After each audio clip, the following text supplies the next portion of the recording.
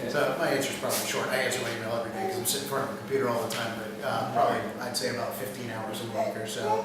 And I'll tell you, it's a good question, Sarah, being someone on the board. You probably need about 15 or 20 hours a week on average to deal with board issues. I answer my email constantly. I live in front of my machine as well. I'm closer to the 10 side of the 10 to 15 time frame because I sit on boards and committees now. If elected to this board, I'll step down from one or two others that I'm on that are less important to me. It's necessary to make sure I balance my life appropriately. I've already taken one less class for next semester on the chance I get this board position because I want to make sure I had time as professor to give time to the alchemy group. So at least 10 hours, but I'm hoping to get closer to 15. Yeah, if answering emails, no problem. I too, during the business week, I'm sitting in front of a computer from 9 to 5. So as long as my boss isn't looking, yes, I can answer emails, no problem. Luckily, we do have the internet at home too, so no problem there. Other than work, I do have a good chunk of spare time, hence why I'm involved with SantaCon, Burns Without Borders, and doing stuff with Camp Virgo. And so if I'm on the board, I do have the time. I can do 10 to 20 hours in there, dedicate that time to strict board stuff, good time management skills and maneuvering. So not an issue for me. I remember this time. Yes, Dan. Lawyers keep track of time pretty strictly in units, but the general answer is, and on average, I'd say probably 15 hours a week on average. I'll be honest, there's going to be weeks when I'm only going to have 4 or 5 hours to devote to it. There's going to be weeks when I expect it to take 40 hours or more of my time. And the times there, if I rearrange my schedule to do it, I've sat down and had to figure it out before I even ran for the board, because I had to make sure that I have the time to do it, just like I would take on any new client. I have to make sure I have the time to do it. So, the time's going to be there to do it. As far as answering email, anybody that's worked with me here knows that I tend to answer emails pretty quickly. A couple people are shaking their heads, yes. If on the board, I'm going to apply the exact same policy I apply to work, which is a 48-hour bar, that if I haven't answered your email within 48 hours, unless something is prohibiting me physically from doing it, I'm going to answer it. And I've answered emails to clients and some folks in here at 3:30 in the morning on a weeknight. I've woken up and realized I haven't responded to that email, and I've gone over to the computer and sat down and, for better or worse, answered the email. So that's my answer.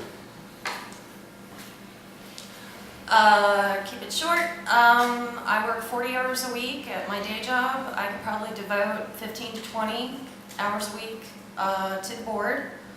And I am very good at keeping up with my emails, so it shouldn't be a problem. Just like everybody else, I keep myself well connected. I check my email on some technological device somewhere at any point given time of the day. Beyond that, right now I'm getting ready to finish school. I've been going to college full-time, working full-time, so I'm kind of a workaholic. I'm looking forward to this kind of work replacing my school right now, so I actually have something to do. Normally, if I'm somebody sitting around, I'll sit in a chair and actually be bored to tears because I've got to stay busy, so I look forward to the extra work. I'm the guy who doesn't have a job, so I've got a lot of spare time and I carry my email with me. I do run about 20 hours a week. Seriously, I know you can't tell if you look at me. I run slowly, but I do put the time in. If I need to stop and slow down when I'm on the treadmill to get you an answer quickly, I'll do it. No, I don't answer emails when I'm sleeping. I do turn the phone off. I highly recommend that if you don't do it already. Or you'll be getting Jacob's 3 o'clock email. Yes. Really, you don't really want to get a 3:30 email from me, because that means it was really important too. Any questions on the internet? Nope. Any questions here? Okay, doesn't matter. 1, 2. External board member. Most of the boards that I'm involved with, lots of boards, being a perennial startup guy. And usually we have one external board member. Love to get your opinions on an external or an independent board member on the Alchemy board.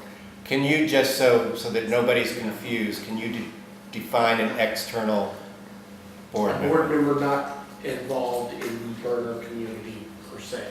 The question is, what is your thoughts on an external defined as somebody who's not part of the Burner community, individual sitting on the board?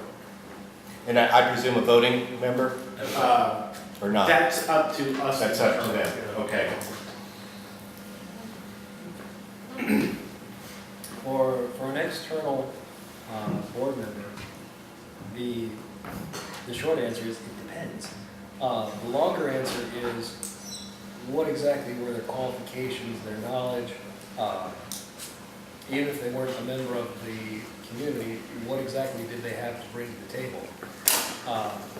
Now, if everything else is being equal, I'm disinclined to have an external member be a voting member of the board.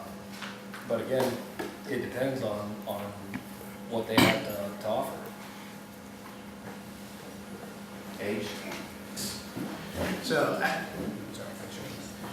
so it's a very good question, and you're right, Mad Dog. A lot of the time it is, you do have an external board member or more on a professional board. I actually would not want to see a lot of external board members, especially not as voting members, on this. I think even though it is a board of directors and everything else, we are a very specific community. We have very specific interests, very specific belief sets in terms of the 10 principles that I don't know that external people who don't, for lack of a better way to put it, get it, would necessarily share. And I think that could be a detriment to the board. I wouldn't have a problem with one being in a consulting role, an advisory capacity, a non-voting role, but as a voting member, I think everybody who votes should be someone that was elected by our community, and an external consultant board member would not be. I don't like going third. We can certainly pass you, we can pick you up at the end. Because the problem is that was my position on it. The biggest problem, I sit on several boards, some that I'll be giving up at the end of this year, and every time we have an external board member, we tend to have them in an advisory role. They tend to bring in fresh blood, fresh ideas, outside directions and interests. And sometimes they're in conflict with the strategic focus and mission of the organization. But it's there to drive new ideas so that you can think about things in ways you hadn't before. And that's wonderful when you're not already struggling to figure out what you're doing and whether you can still do it the way you do it as you are now. Right now, the way the organization sits, we don't need that. But in the future, it might be of some interest. That said, I don't think they should be a voting member. They should be a consultant member that says, hey, by the way, have you thought of, and there may be cool things that come from that. I just don't know that they should have the ability to say, and this is how we should direct where the money goes, this is what we should buy, things like that. I'm just going to kind of mirror the previous statements already that. Welcome to the middle. Yeah. I do absolutely encourage outside input and even as a consultant kind of role. If they're not elected by the community, no votes. Like I just said, I'm going to mirror kind of what has already been stated here. Fresh ideas, new blood, that kind of stuff, absolutely bring it to the board. But other than that, I don't have much else to add. Just copy and paste. Good. I don't mind being in the middle of something. It's kind of warm and cozy. Yay. Film at 11. This is a very, very good question. And the idea of outside board members is something a lot of organizations who do any kind of community outreach stuff have to face at some point.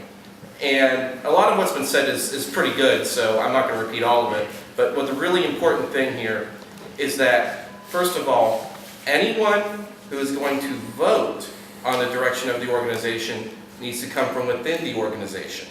So an outside board member should not have an actual voting role. But there's another reason besides the obvious wanting to have them have some skin in the game with the community. Besides that, by putting someone, normally an outside board member, by the way, is someone who sits due to professional skill or a capacity, such as an attorney or a CPA. By bringing them in without any voting authority, they have a little bit of an ability to stay completely disinterested on a level that other board members can't always do, no matter how hard they try. More importantly, they will be perceived as being disinterested more likely than another board member who might be completely disinterested but because we're all human, may not be perceived as being disinterested. So you have an outside person who can give professional advice without being perceived, and because they don't have to worry as much about running in another election, they don't have to worry as much about the perception of the community, they have no disincentive to give advice other than that which really needs to be said. In other words, someone's got to say it.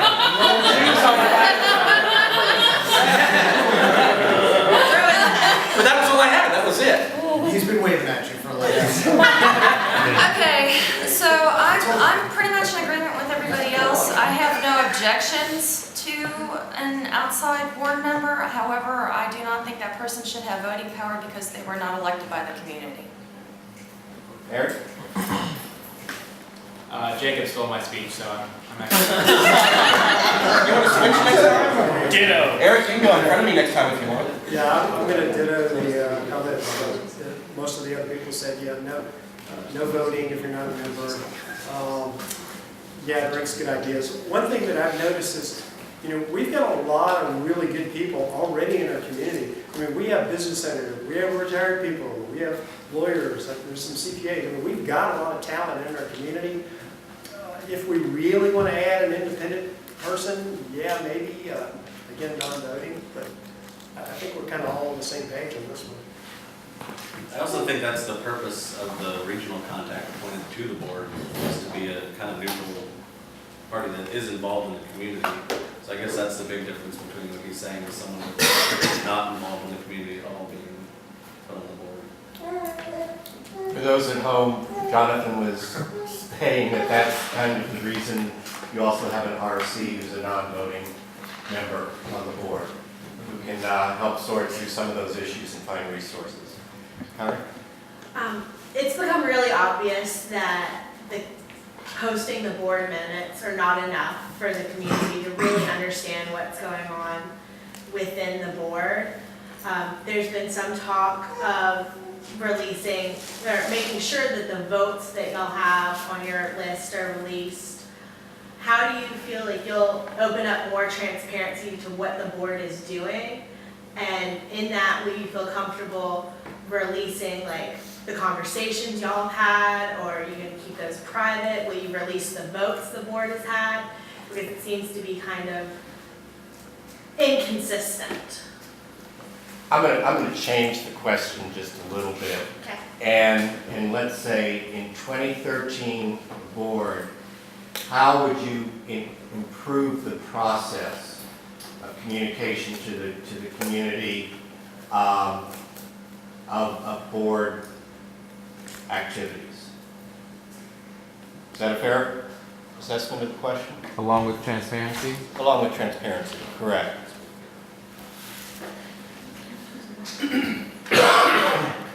Off the top, seems, on one hand, it seems fairly simple.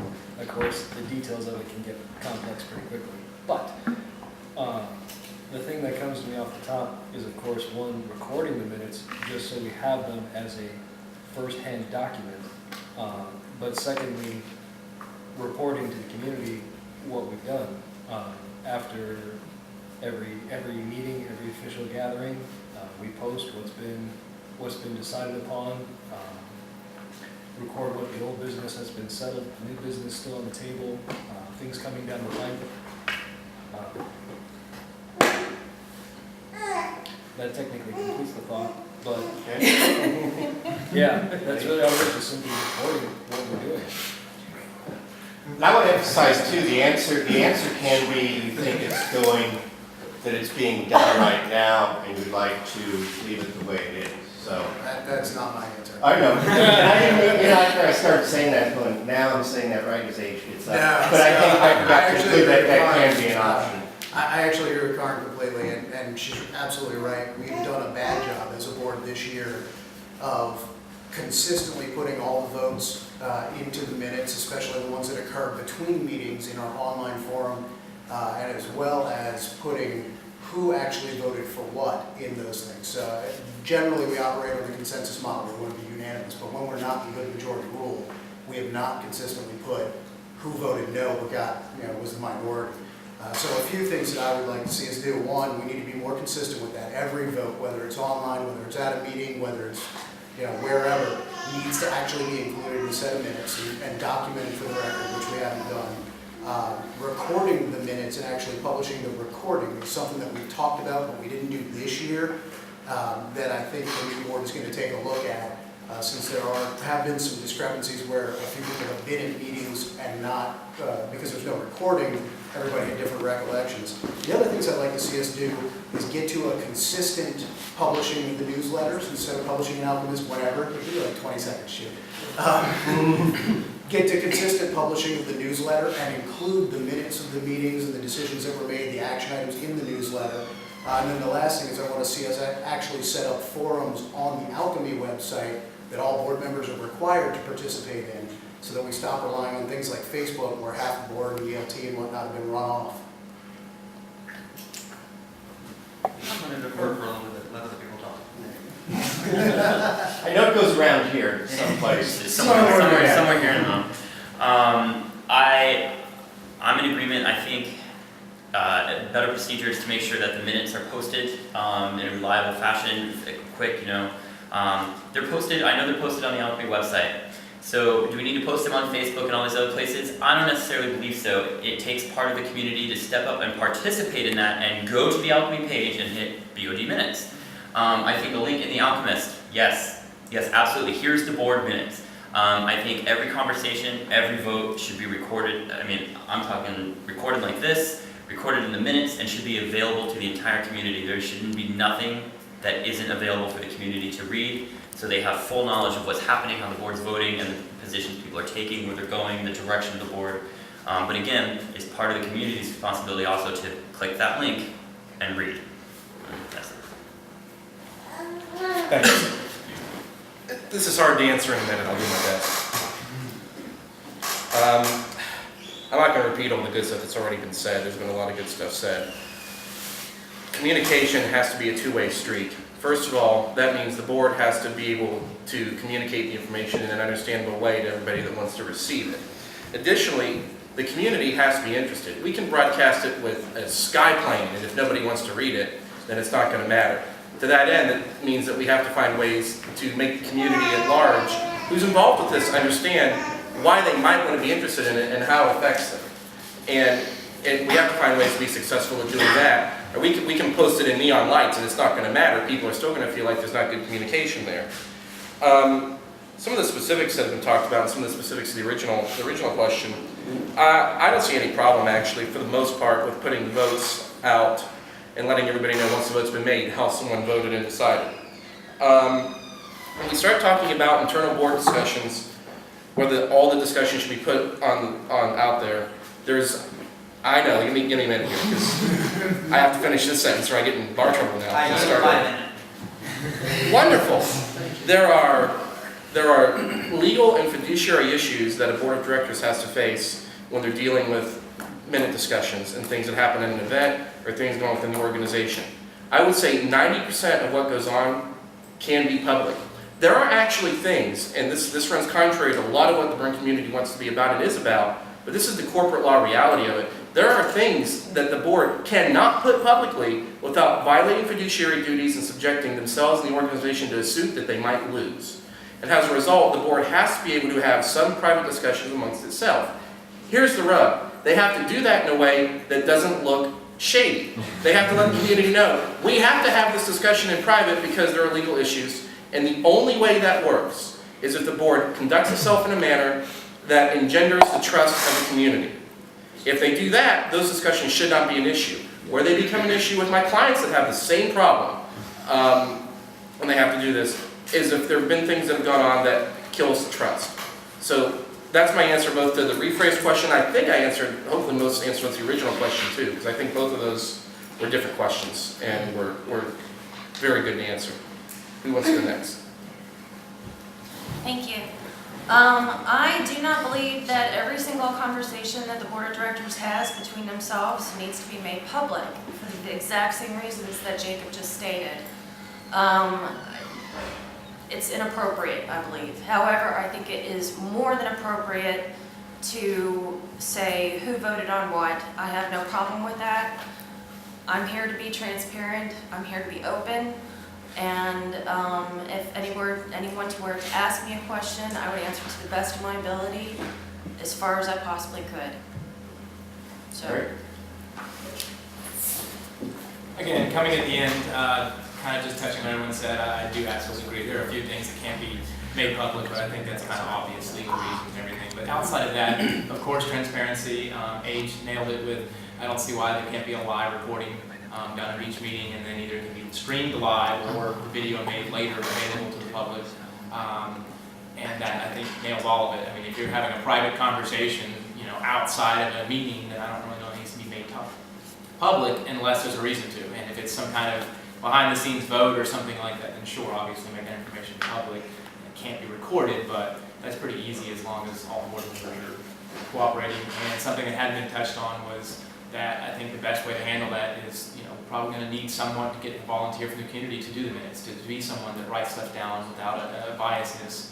So, there we go. Scott? Yeah, for me, it's kind of like Goldilocks, you know, not too cold, not too hot, not too soft, not too hard. So I think the board will figure out, you know, where they need to be transparent, to do it in a professional, legal way. And, you know, it sounds like to me we just need to fine tune where we are and